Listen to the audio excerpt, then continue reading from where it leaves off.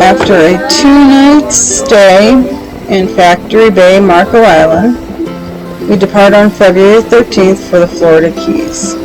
This will be our longest sail on Inspiration, and it will also be overnight. Something that I'm a bit uneasy about. We had some wind when we departed, but unfortunately, the wind was at our nose, making for less than an ideal sail, so we motored for most of the way. Crab pots. Crab pots everywhere.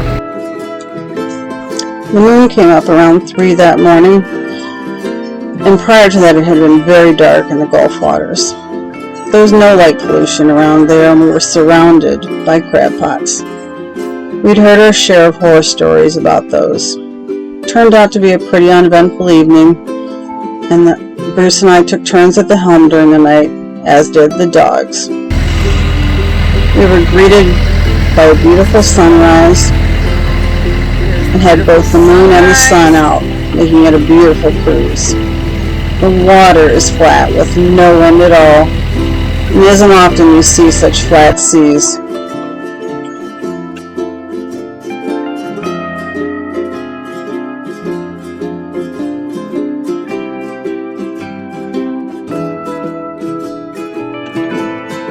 We knew we were getting close as we could see the shrimping boats coming out and also could catch a glimpse of the land. We entered the Key West Northwest Channel and were able to see the city of Key West as well as the cruise port. It was already buzzing with tour boats and paragliding at 8:30 in the morning. We continued on to Boca Chica Channel via Hawks Channel to the Marina on the Naval Air Station, where we had reservations. We pulled in there looking like some real cruisers with so much stuff on the deck of our boat. We'd yet to learn what we could do without. We all settled into our temporary location and were quickly at ease. It felt so good to be in the crystal blue waters of the Keys. What a difference. It was also such a treat to be in hot and sunny weather in mid-February. Happy Valentine's Day. I was indeed in love.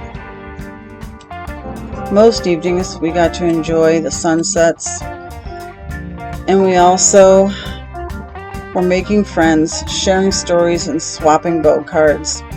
We felt like the past 9 months of hard work were really paying off now.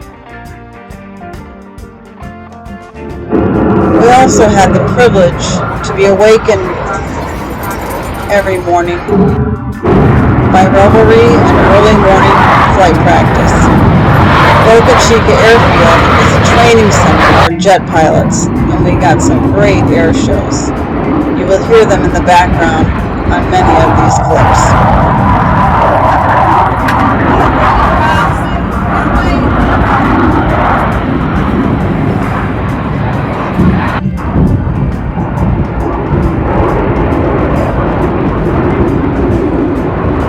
Lest you think it was all fun and games, there was always something that was breaking, and in here Bruce is trying to fix the accumulator on our water, and we also had some refrigeration problems.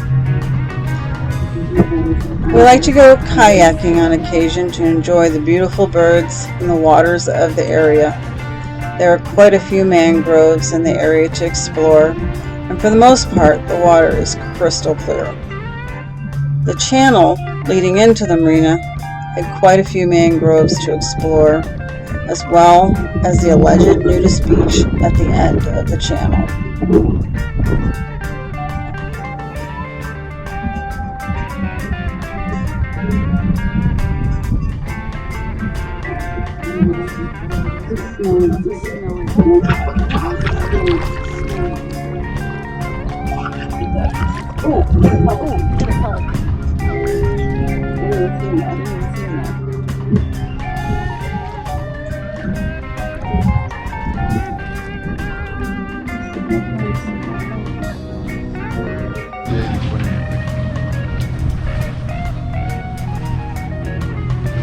Don't put us too close to it. Putting us right up on it. You want to read it. That's a perfectly good sailboat.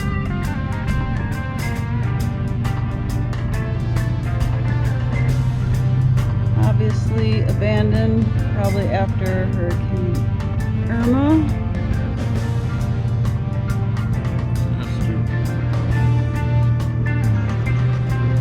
We were looking at buying one of those, except we were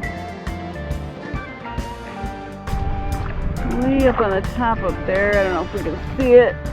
It is an osprey nest. There's an osprey in it.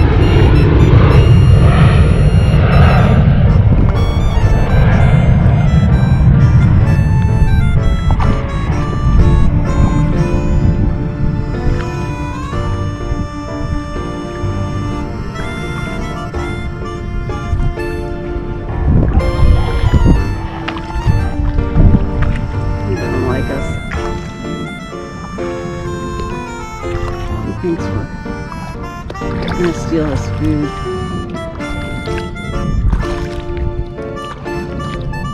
A great heron.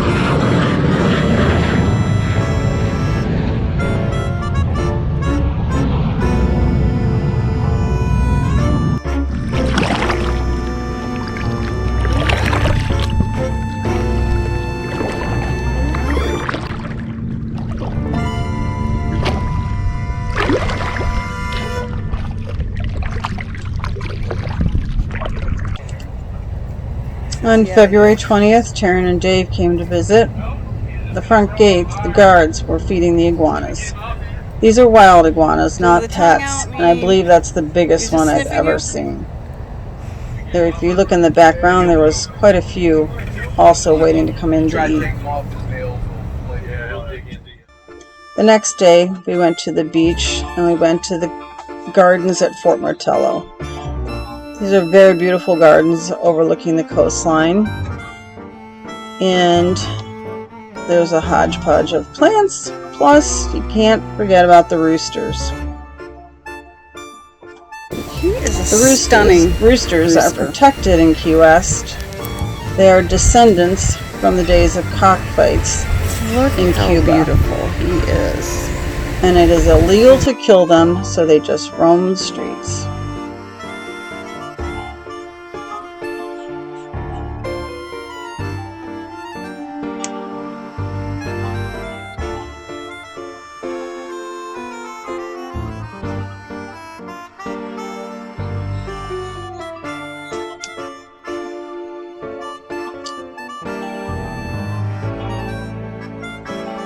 That evening, we get to enjoy a barbecue on the beach as our boat neighbors smoked some ribs and a brisket.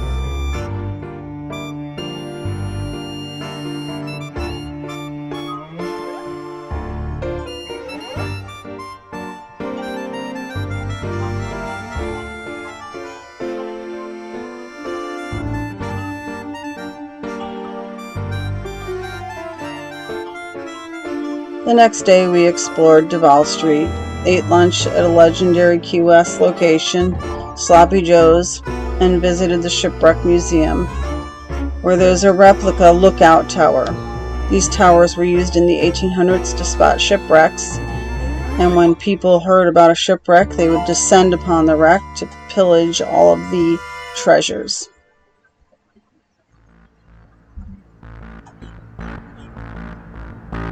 The next day we took it in a haunted tour of Key West. Every one of these towns has their legends. The biggest one in Key West is about Robert the Doll, who is here at Fort Martello Museum. He's a very creepy looking doll, as you'll see. And as the legend stands, is if you take pictures of Robert, but you don't ask him for permission, bad things will happen to you. I never asked him, so we'll see.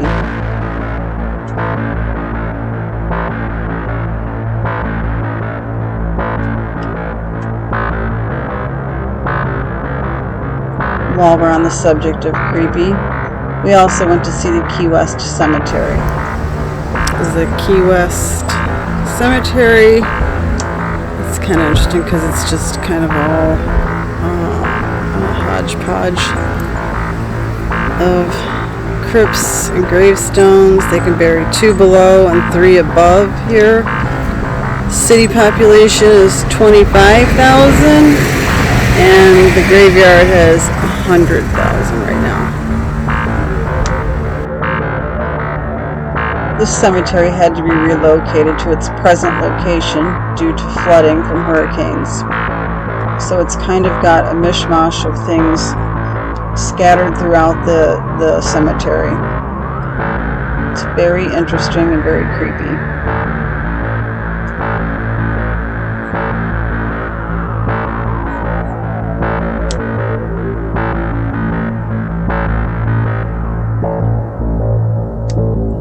There's a story behind the tortured lady, which is this headstone. I don't have the full details though. Her hands are tied behind her back.